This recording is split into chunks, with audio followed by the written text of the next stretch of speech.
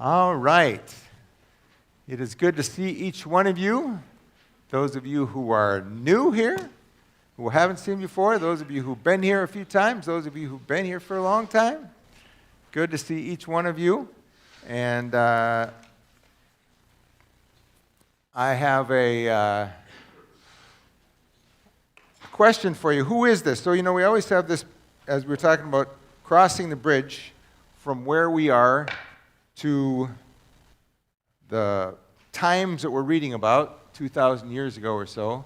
How do we manage to understand what was happening there when there's been so much filter? How do we even know what happened 2,000 years ago? How would we know? And how can we compare it to now when there's been a lot of things added, that subtracted maybe, that might change our thinking? So I want to tell you a story. So this is kind of a true story to bring us up to date. So there's a kid, grew up on Fond du Lac Indian Reservation just north here, not far from where I am, about the time that I was born as well. Ojibwe kid, born to a teen mother out of wedlock. And then, I don't know, the family got in trouble with the authorities. They had to run, fled to Mexico for a while. The kid knew Ojibwe and Spanish. His English was never that great, but anyway, he came back, and then his cousin started wandering around in the woods up in northern Minnesota and living off the land, and then started yelling at people that they ought to change. And but people went to hear him anyways, even though he was kind of a wacko. Then he said that his cousin, people should listen to his cousin. So then, for like 3 years, this cousin of his wandered around in northern Minnesota and told people that they should change. And there's some, I don't know if they're conspiracy theories or some kind of legends about him, doing miracles or healing people or something. And then he came to St. Paul. And he came into St. Paul, and the kid actually, he built houses with his dad, and then his dad died. I don't know exactly how, but his dad died, and then he quit his job, and he was homeless for a while, and he wandered around for 3 years and told stories, and some people started following him, and then he came to St. Paul, and the authorities got kind of nervous because this guy with all these homeless people and from northern Minnesota, and northern Minnesota people, and a native kid, Ojibwe. And so he came into town, and then he went into the cathedral, and he started throwing things around in the cathedral, and people got upset about that. So they called the authorities. The authorities came, and they said, "What are you doing this for? How come? Who gave you authority to do this kind of stuff?" And he said, well, he asked them a question, and they couldn't quite answer it, so he just went on and did his thing. And then, so the authorities kind of like, well, what are we going to do? Because this could be a riot. I mean, strangely, when he came into town, there was a whole bunch of people. I mean, it was this big protest. There was all kinds of people there, and the authorities were a little nervous about that. So they, they were watching this guy. Then they thought, if we arrest him when everybody's around, that'll be a problem. So and the truth is, he wasn't even a citizen. In fact, none of the people who were following were even citizens. And so they found him someplace in the middle of the night, and they arrested him and took him off someplace, and they killed him. They executed him. Now, they had to go to the governor in the middle of the night because, of course, the priest can't kill anybody. That's not really in their domain. So they went to the governor in the middle of the night, and the governor said, what's wrong with him? I think he's innocent. And they said, well, I wouldn't, if you say that, we're going to write to the president, and he's not going to be happy about you supporting this movement. And so he said, whatever, don't talk to me about it. You just do what you need to do. And he was killed, and there's evidence that he was dead, and then they buried him someplace, but then we're not exactly, then he seemed to be gone, so the authorities couldn't come up with a body. I don't know about this disappearance, but then, anyway, that was like the 90s. Anyways, just recently, there's been a bunch of riots in the Capitol. They were burning things down. And so there was burning things around the Capitol, and so the authorities got upset, and they said the people who did this was the people who, because crazy enough, this guy, even though he was murdered, there were people who had hung out with him who still talked about him all the time. And his best friend was always going around talking about this guy, this Ojibwe kid who was killed, and talking about him, some 30-year-old, just wacko guy. But anyway, he was just talking about him, and then more people were following him, and there were people all over America and other places that were following this kid. And then they started, what they say is burning down the Capitol. So they started, collecting the ringleaders, and they killed his best friend who talked about him, and another guy named that guy's Peter, another guy named Paul who was he was a citizen, but anyway they killed him too. But there's another guy named Mark or John Mark, something like that. He wrote down what the best friend had said about him, and so this biography is just coming out. I don't know if it's actually worth reading, because I don't know if it's going to matter, but because the guy's dead, and now everybody's getting thrown in jail anyway, and some of them killed, and so it'll probably just go away. But anyway, I haven't had a chance to read it yet, but I thought we might want to read it together. What do you think?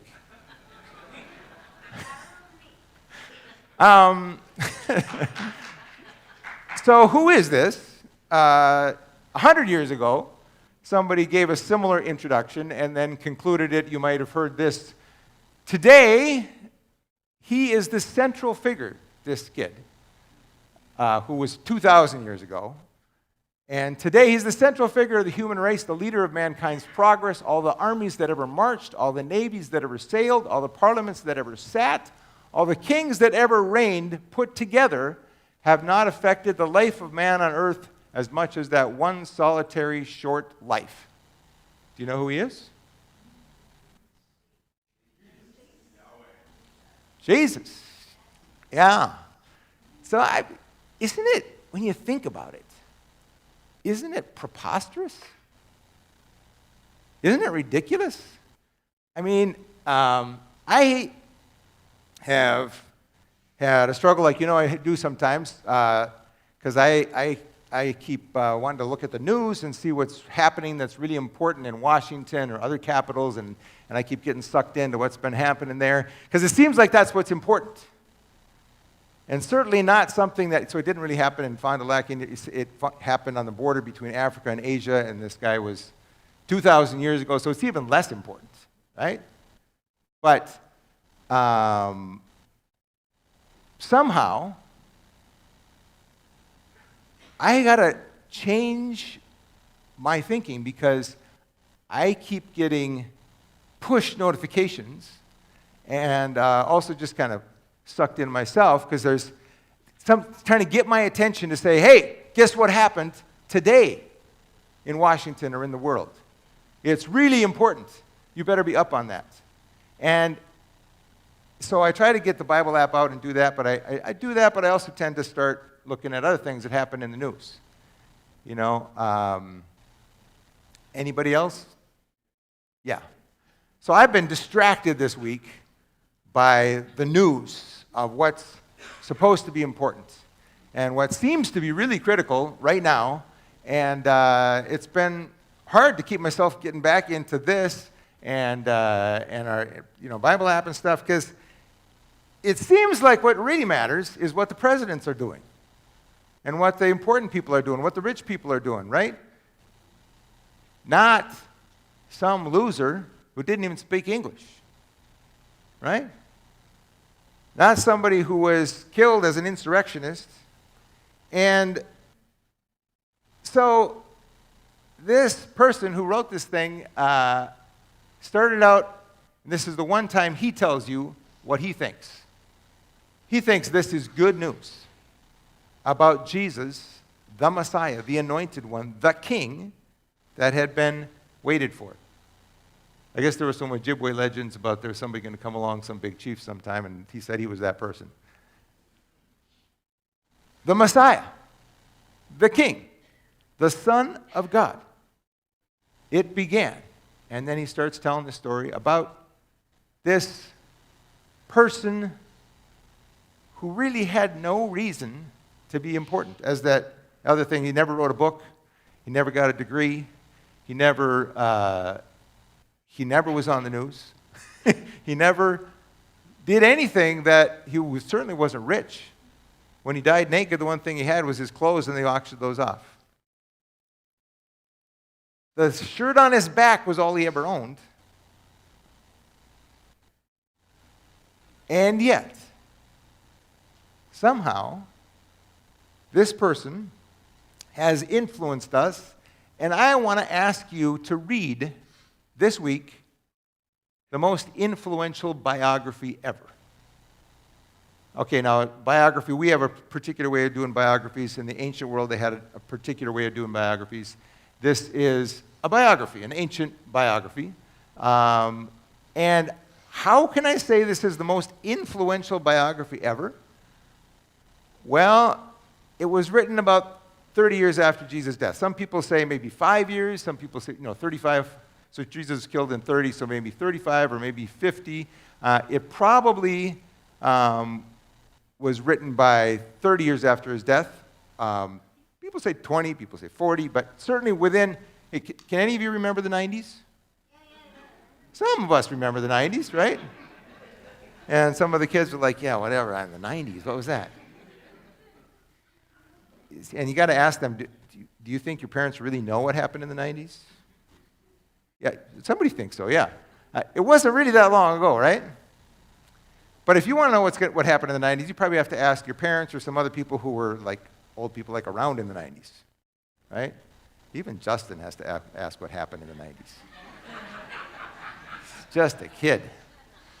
But the reality was that Peter and other people went around telling these stories about what Jesus did, and then about the time that Peter was killed, they're like, we should write this down, either a little before or a little after. And so Mark, who traveled around with him, said, well, let me write down what he was telling. So he wrote down this story about Jesus, this biography of Jesus. It's about who is Jesus. About a quarter of the verbs are about what Jesus did. Another 20% are in teaching that Jesus said. So half of it's about right from Jesus. It's by John Mark, assistant to Paul, Barnabas, and Peter. And we get little snippets of him, and that's just what the church said all along, that it was John Mark that said, now why would they claim John Mark, who didn't have a very good reputation actually in Acts and stuff, why would they say he wrote it down and not somebody more important if it wasn't actually him that wrote it down? So we're pretty sure Mark wrote it down, probably wrote it in Rome. Peter and Paul were both killed during Nero's persecution of the church in Rome when he was cutting off heads of people like Paul got his head cut off because he was a citizen. Peter got crucified upside down because he wasn't a citizen. And killing Christians and because they were following this insurrectionist. And but it's the most influential. For a long time, Mark was ignored because Augustine thought it was a summary, that Matthew was written first, and then Mark did some kind of a summary, the Cliff Notes of Matthew. So why not read Matthew? But as scholars more recently, in the last couple hundred years, have studied, they've said, no, actually, Matthew, yes, 97% of Mark is used in, 97% of Mark is reproduced in Matthew. But then sometimes Matthew uses less description, like doesn't talk about the green grass and some of the stuff. And 78% of Mark is reproduced in Luke. So Matthew, Luke said he went around and collected different sources and talked to different eyewitnesses and talked to different people. And he also used Mark as a basis for what he wrote. And then got other sources. Looks like Luke talked to Mary and asked her, how was it for you? Because Mark doesn't say anything about Jesus' birth. And why would Mark leave that out if he was using Luke? Anyway, so I'd say it's the most influential because actually Matthew and Luke used it to write their biographies of Jesus. And all of these were written, so we know, one thing we know for sure, there was a rebellion in Judea against the Romans starting in 66 AD, and in 70 the temple was burned down and Jerusalem was destroyed. And so probably, since Matthew, Mark, Luke, and Acts don't mention that happened. They were written before that happened. And so if Mark wrote his, and then Luke used it, and then Luke wrote Acts, and Luke ends Acts at about 62 AD, so 30 years after Jesus was killed, 32. So probably the end of Acts. I mean, maybe it could have been written later in the 60s. We don't know exactly the date. Interestingly, it doesn't have a copyright on it, like who published it and even who wrote it. But people knew who wrote it, or it wouldn't have spread. Because if they had just been random, they wouldn't have spread it around. But if you read the biographies in the Old Testament, they also don't say who wrote Kings or Chronicles, because they think it's more important who it's written about than who wrote it. Now, other biographers in Greek and Rome are like, hey, I wrote this great biography, it's by me. And they want to talk about themselves, but not in the biographies in Scripture. Prophets, yeah, but anyway, so Mark seems to have... doesn't have his name there, but it seems very likely it's Mark. But you would think that by now nobody would read this thing. But actually, from 1950 to 1990, 3,000 authors wrote 10,000 titles about the book of Mark. And I collected a stack of books from the Bethel Library, really good books that were some of the best written since the 90s. Most of them. Since 1990. So there is a lot to know and to understand, and it is really influential. Because this life of Jesus and his death are so influential in history. Yes, can you believe more than all of the presidents and armies and everything? If you think about it, none of them are doing stuff that's lasting forever. Rome came and left. You can't even name all the Caesars. You could come up with a couple, right? Julius, and then there's that Augustan guy, and then Nero, and I don't know, Claudius. We pretty soon run out of who the Caesars were. But they were in charge of the Roman Empire. The emperors in China, can you name all of them? They were the ones in charge, and yet we don't, and yet this kid on the backside of the nowhere, 3 years, and we're still talking about it. And it's still changed so much. So, I'm going to give you, so now, if you have, I'm going to ask my friends here to pass these out. If you didn't get this on the way in, we're going to pass this out, and this as well. So, raise your hand if you didn't get this on your way in. All right. And we're gonna roll this while we're doing that. That's here the Bible Project's take on a summary of Mark.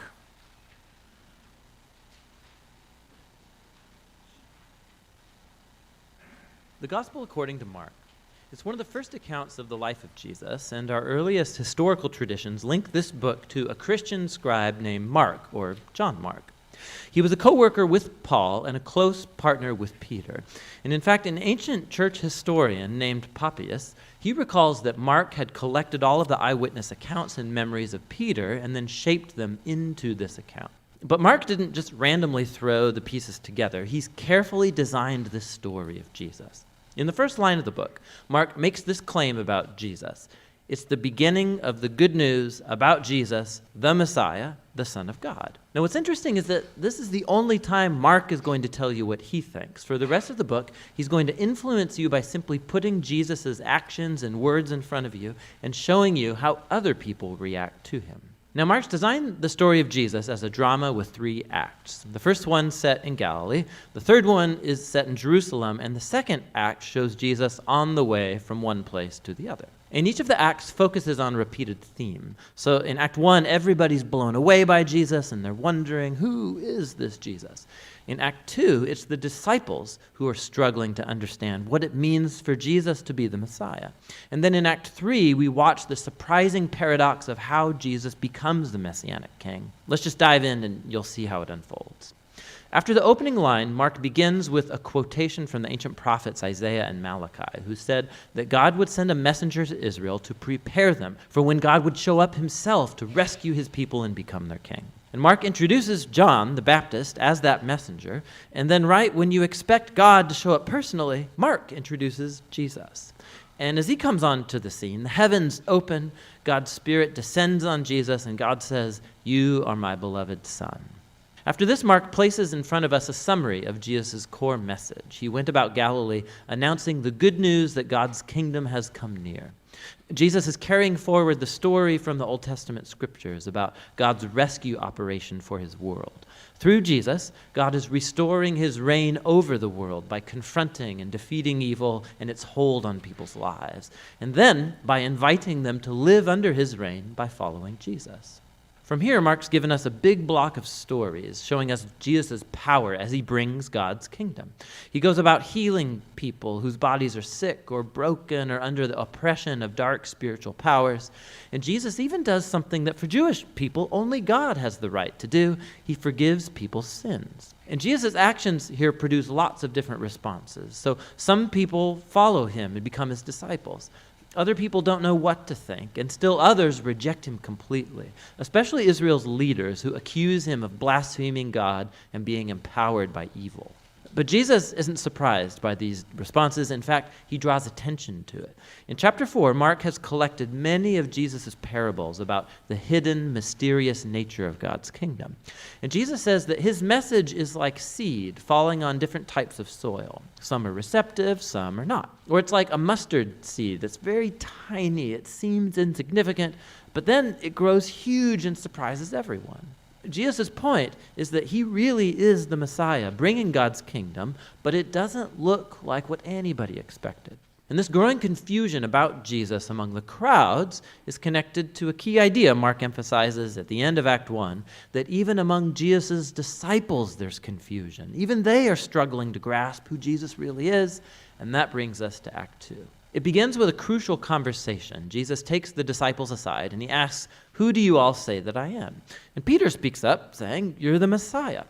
But it becomes clear that for Peter, this means that Jesus is a victorious military king from the line of David who will rescue Israel from the Romans. But for Jesus to be the Messiah means that he's the suffering servant king of Isaiah 53, who will bring God's rule by giving up his life in Jerusalem. And the disciples, they don't get it. They think following King Jesus is going to mean fame and status and importance, and Jesus makes it clear that following him is actually like dying, like carrying your own cross. It means rejecting violence and pride and selfishness and giving one's life out for others in acts of service and love. He has the same conversation with them 2 more times, and it all culminates in Jesus' important statement that the Son of Man did not come to be served, but to become a servant and give his life as a ransom for many. The disciples still don't get it. They respond in confusion and fear. And so here in Act 2, Mark has placed another key story that echoes the book's introduction. Jesus takes 3 of his disciples up to a mountain, and he's suddenly transformed. He's radiating with light and glory, and a cloud envelops them. Now, this is just like the glory of the God of Israel that showed up long ago on Mount Sinai. And then the 2 prophets who stood in God's presence on Mount Sinai, Moses and Elijah, they appear next to Jesus as God announces again, "This is my beloved Son." Now, by placing this story in the middle of all these conversations in Act 2, Mark is making an astounding claim that Jesus, God's Son, is the physical embodiment of God's own glory. And in Jesus, the glorious God of Israel is going to become king by suffering and dying for the sins of his own people. It's a puzzling claim that confuses and scares the disciples as they leave the mountain. Which brings us to Act 3. Jesus makes a very public royal entry into Jerusalem for Passover. People are hailing him as the Messiah. Then he enters into the temple courtyard and he asserts his royal authority by running out the thieves and crooks and stopping the sacrificial system. Then this kicks off a whole week of Jesus debating and confronting the leaders of Israel, condemning their hypocrisy, and so they set in motion a plan to have him killed. And Jesus warns his disciples, predicting that Jerusalem and its temple will be destroyed within a generation, and his disciples will be persecuted just like him, until he returns one day to bring God's kingdom fully over the world. And it all leads up to the final night. Jesus has his last Passover meal with the disciples, a symbolic meal that told the story of Israel's liberation from slavery through the death of the Passover lamb. And Jesus takes these symbols and he gives them new meaning. They point to the liberation from sin and death that will happen through the death of the suffering servant Messiah. From here, the story rushes forward to Jesus' arrest, his trial before Israel's priests and the Roman governor Pilate, all resulting in Jesus' crucifixion. And it culminates in a key scene that matches the important scenes from Acts 1 and 2. Except this time, it's darkness that descends, not a cloud. And instead of the divine voice from heaven, it's Jesus' voice crying out before he dies. And then most surprising is that it's a Roman soldier who sees Jesus die, who grasps and then announces who Jesus is. This man was the Son of God. He's the first person in the story to recognize the story's shocking claim about Jesus' identity, that it's the crucified Son of God who's the Messiah, Jesus of Nazareth, who died for his friends and for his enemies. After this, Jesus' body is placed in a tomb, and on the first day of the new week, 2 women from his disciples come to the tomb, and they discover that the tomb is empty, the stone's rolled away. And an angelic man informs them that Jesus isn't here, that he's risen from the dead. And so he orders them to go and tell this good news to the other disciples, that Jesus is alive, that he'll meet them back up in Galilee. And the women, they're freaked out. Mark says that they fled from the tomb in terror, telling no one, for they were afraid.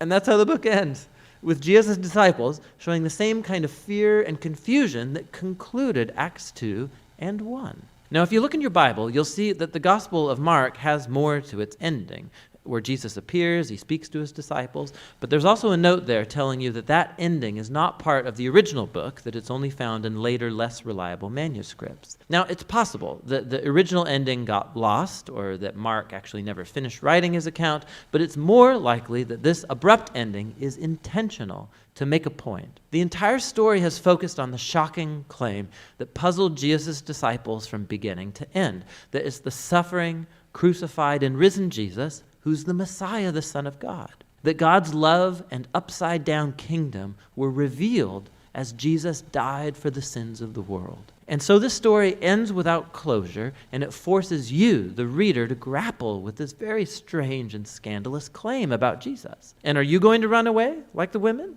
Or are you going to recognize Jesus as your king and go and tell the good news? And only you can answer that question.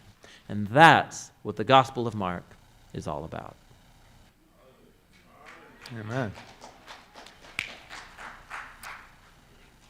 So, if we're going to follow Jesus together, we have to know who Jesus is. And we think we know who Jesus is. We think we've read this book. We think we get it. And yet, we're also influenced by so many other stories, so many other things that tell us other stories about what it means to live a good life. Even other stories about who Jesus is, things that people have added to make it less shocking, maybe, less hard to believe.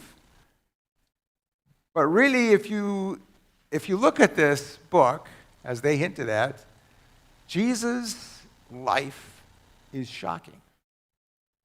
His claim is shocking. And most people couldn't understand and couldn't get it and didn't believe it. That this guy from Nazareth is the Messiah, the King? That this guy, Son of God? What do you mean by that? In fact, only his executioner gets it. Oh, he was the Son of God. And then Jesus does this shocking thing. Somehow he's not forgotten because he's created a community of followers, of disciples, who he lived with for these 3 years. And they listened to him, they watched him, and their lives were changed because they hung out with him for 3 years, day and night. And then this created this band of believers, 120 to start with, And that has since spread to a third of the world that claims to follow this guy. In fact, Muslims would also claim to follow him as the great prophet. So more than half of the world, at least in some level, claims to follow Jesus.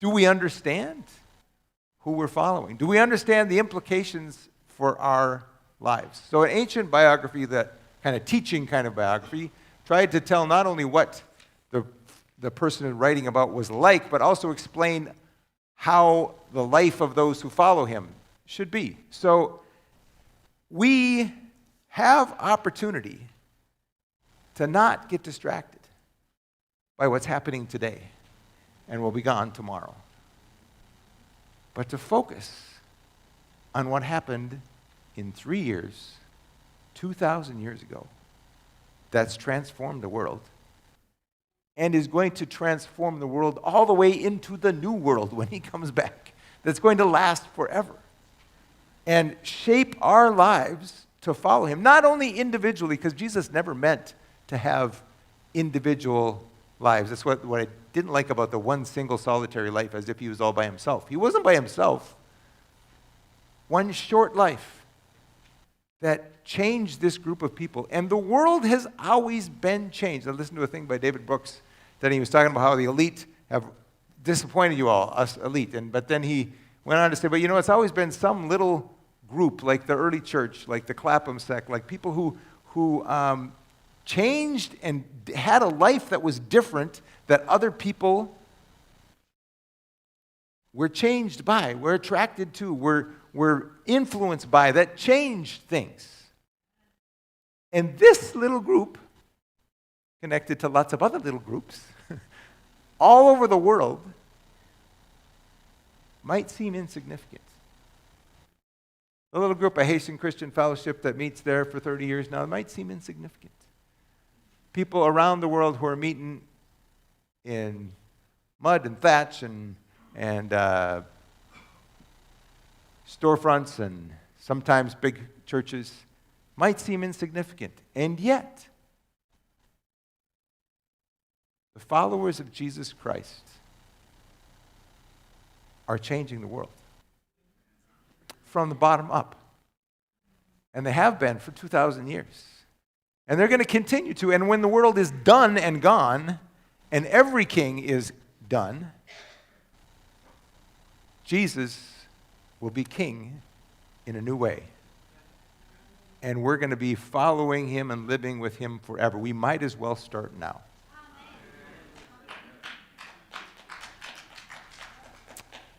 My daughter-in-law, Liza, is pregnant, and we're praying for this baby because we know that these 9 months are really foundational, crucial for what this child's life is going to be like. So this 9 months is super crucial. Just like our 90 years or shorter, small time, is crucial for what our eternity is going to be like. So now is when we need to be formed. As Paul says, formed into the image of Christ. He says, I'm in like a woman in childbirth, praying that you'll be formed into the image of Christ so you can be born again into a new life. So, here's my challenges to you, or challenge. Invitation. We've talked about the cross-shaped life. So, invitation to follow Jesus. Let's start with 40 days. The invitation to follow Jesus for 40 days of Lent. Start with some subtraction. Now, you might want to pull out this other sheet that you were handed. Let's start with subtraction. What could you do less of that would allow you to give more focus to following Jesus? Distractions? Any distractions for y'all? How about food or your phone or fillers? For me, I just told you, it's been the news lately. And if I could do a little less of that, so I'm planning to do less of that, it would help me in my 21 days the 21 days of fasting and prayer we had, I did 20 hours of fasting from food, but the fasting from my phone and the news was much more helpful. It was easier, actually, to do the food piece than the phone piece. So, I don't know about the rest of you, but what is it that for you, or maybe it's a filler, maybe it's something you do that's not bad. Most of the things when we fast, we're not taking away bad things, we're just taking away something maybe a usually good thing that just gives us more space to focus on Jesus. So then, that's on the front here. So there's ways that you can subtract some food, some phone or media, or some filler, and then adding. Flip it over. Some suggestions for adding. We went through this in the announcements already, but the Lent devotional, you can read on there. So true to the Word. So how are we going to be true to the Word? True to the Word, reading and hearing all of Mark this week. So that's where I want you to start. This week, read through, and it'll take you 2 hours to read through the whole book, 16 chapters. Or you can listen to it on your phone.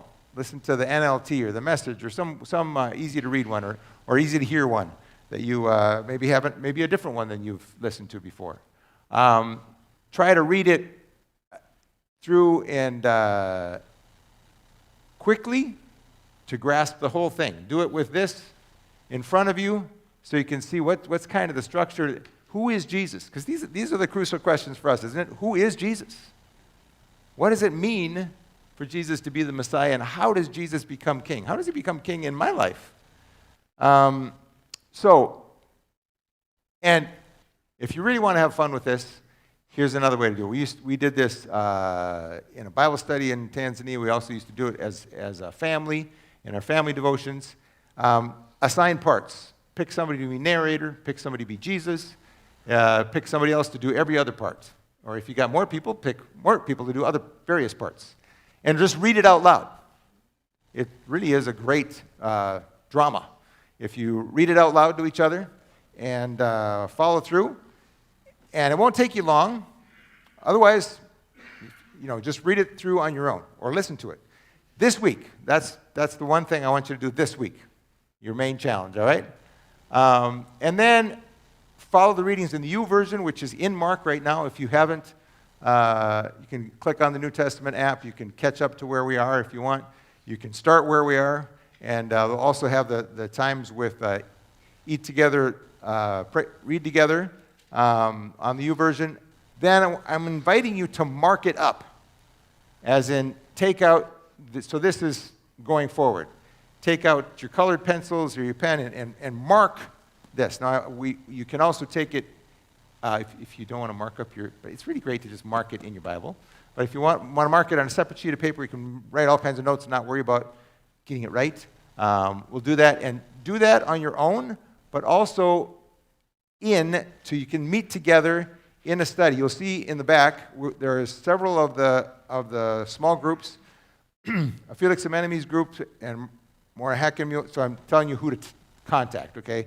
So Maura Hackenmuller is right there. She's in the Zoom International group, but if you might not know how to find the Zoom International group, she's right there. In fact, let's have these people stand up. If you are in a small group or leading a small group that's going to do this with Mark, could you just stand up? All right, and then this is who you can talk to. All right, see these people? You can talk to those people about how we're going to do this, all right? And their names are listed there. All right, and next week, I'm going to lead you through how we do this inductive study so that if you're doing it on your own and you can't join a group, you can still do it with us. You can do it on your own. In fact, doing it on your own and then coming to the group is better. And I'm hoping that you'll do this on your own and with your group ahead of time, so when we come together to talk, you're already on it. And when I say something, you're like, really? Are you sure? Because when I looked at that, and we'll be having more of a dialogue, all right? So, and then up. Pray alone with Jesus, pray together. And again, there's invitations for praying together. Thursdays is when our usual fasting and prayer time, 7 a.m. on Zoom, noon in person in the prayer room, 7 p.m. on Zoom. There's also Monday night prayer here, Tuesday mornings back there, And Friday evenings, All Nations Family Church's prayer here. So there's opportunities to pray together, and maybe you have some others as well. And maybe you have some other places where you are meeting, some other groups that aren't listed here. And then out. Find a way to love a neighbor. Now, we might talk about that a little later, but there's things that are happening, things you can connect with, things and we'll talk about that some more later. But these are some invitations. So number one, again, this week, ask the Spirit about how He wants you to subtract something, what He might want you to add, and specifically this week, just read through the book fast. As fast as you can read through, get a picture of the whole thing. Because that's the way it was meant. Well, it was meant to be read out loud, actually. So, all right? We good with that? All right. So this is our chance to follow Jesus together. The church has, for hundreds, thousands of years, done things like Lent and the church calendar to follow Jesus together, for a way for them to walk through things together. Now, this is going to take us past Lent, but we're starting with these 40 days, and just commit to the 40 days and see what God leads you to after that. But in this 40 days, so it starts Wednesday and then goes all the way to Easter. And we'll have a chance to do this together. So as you go now with Christ, I'm going to give you a benediction. Put out your hands.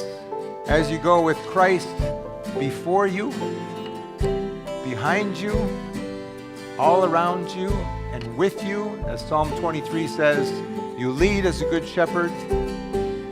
You pursue me with love and goodness, and you are with me even in the darkest valley.